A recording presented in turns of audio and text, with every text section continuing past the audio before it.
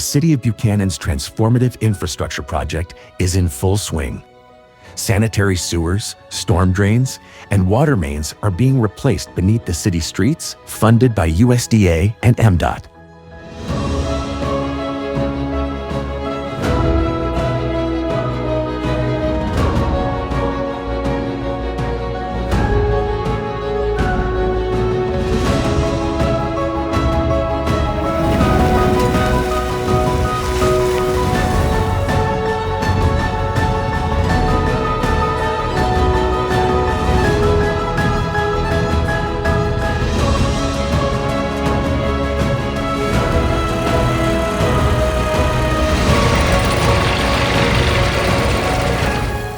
Construction crews are installing a new 24-inch sanitary main from the treatment plant to the downtown area, alongside upgraded stormwater systems, fresh curbs, sidewalks, and pavement.